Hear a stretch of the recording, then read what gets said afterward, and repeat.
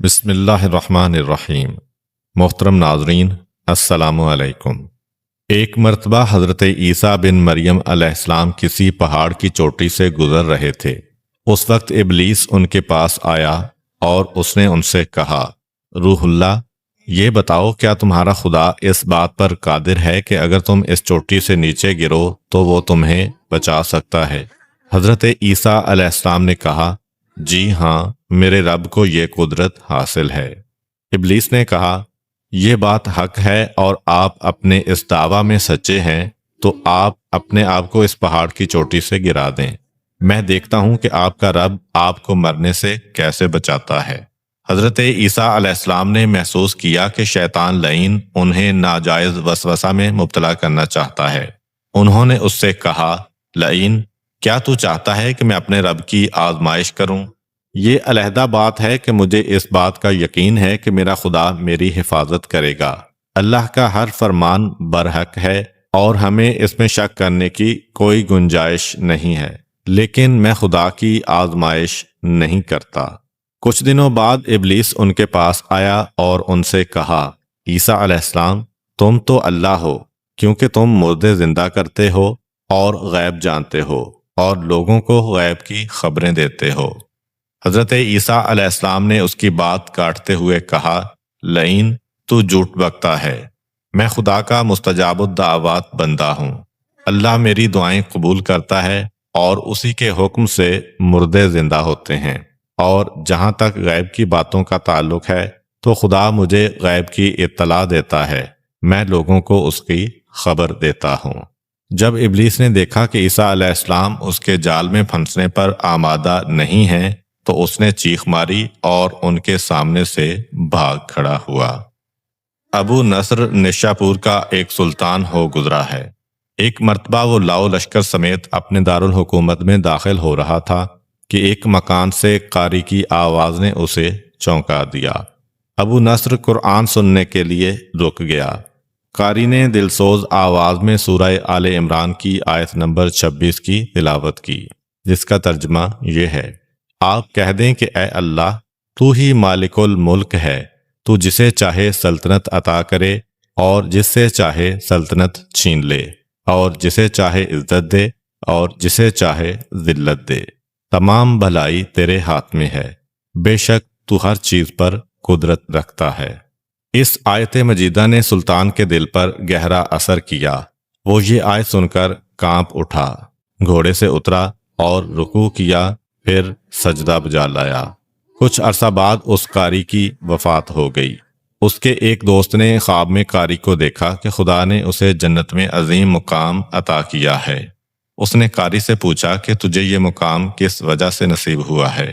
قاری نے جواب دیا، میں تو ایک بدکار اور گناہگار انسان تھا، میرے نامہ اعمال میں کوئی خاص نیکیاں نہیں تھیں، مگر اس کے باوجود خدا نے مجھ پر خصوصی کرم کیا اور مجھے یہ مقام عطا کیا، اور خدا نے مجھ سے فرمایا، تو نے دنیا میں ایک سلطان کو ہماری عظمت یاد دلائی تھی، اس کی وجہ سے ہم آج تجھ پر رحم کر رہے ہیں اور تجھے بلند مقام عطا کرتے ہیں۔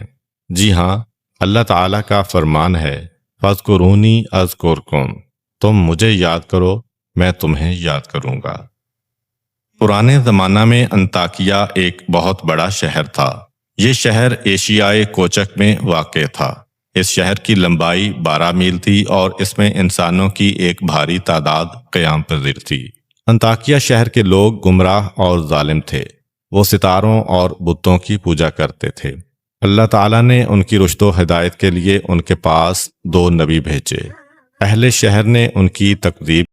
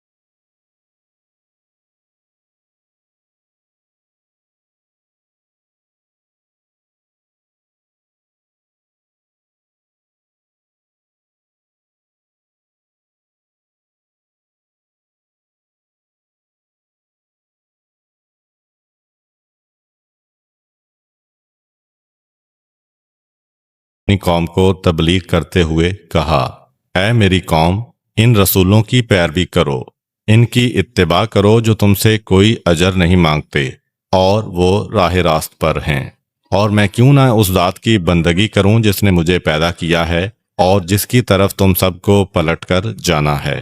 کیا میں اس ذات کے علاوہ کسی کو معبود بناؤں؟ جبکہ اگر خدائے رحمان مجھے ضرر پہنچانے کا ارادہ کر لے تو ان کی شفاعت مجھے کوئی فائدہ نہیں دے سکتی اور نہ وہ مجھے چھڑا سکتے ہیں، تب تو میں صریح گمراہی میں مبتلا ہو جاؤں گا۔ میں تو تمہارے پروردگار پر ایمان لے آیا ہوں، لہٰذا میری بات سن لو۔ کیا میں اسے چھوڑ کر دوسرے معبود بنا لوں؟ حالانکہ اگر خدائے رحمان مجھے کوئی نقصان پہنچانا چاہے تو نہ ان کی شفاعت میرے کسی کام آ سکتی ہے اور نہ وہ مجھے چھڑا ہی سکتے ہیں۔ اگر میں ایسا کروں تو میں واضح گمراہی میں مبتلا ہو جاؤں گا۔ میں تمہارے رب پر ایمان لے آیا، تم بھی میری بات مان لو۔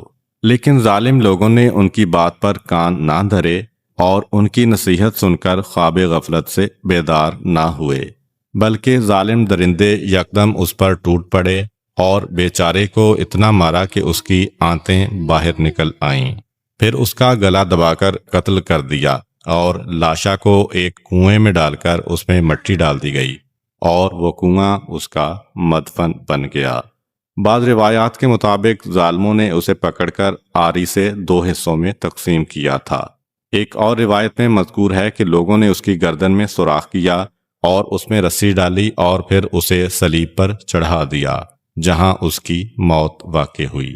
حبیب النجار کو موت سے قبل انبیاء دکھائی دیے تو اس نے یہ آخری الفاظ کہے، میں تمہارے رب پر ایمان لایا ہوں، میرے گواہ رہنا۔ اس کے بعد اس کی روح قفس عنصری سے پرواز کر گئی۔ اللہ تعالیٰ نے اس کی قربانی کو قبول کیا اور اسے عظیم ثواب دیا۔ اس کی روح جیسے ہی جسم سے جدا ہوئی تو اسے جنت بھیج دیا گیا، جیسا کہ قرآن مجید بیان کرتا ہے۔ حبیب النجار کو نیک انجام مبارک ہو۔ امید کرتا ہوں کہ آپ کو آج کی ویڈیو اچھی لگی ہوگی۔ اگر آپ کو ہماری ویڈیو اچھی لگی ہے تو ویڈیو کو لائک کریں اور مزید اس طرح کی ویڈیوز دیکھنے کے لیے ہمارا چینل سبسکرائب کر لیں۔ ملتے ہیں نیکسٹ ویڈیو میں، اجازت دیجیے، اللہ حافظ۔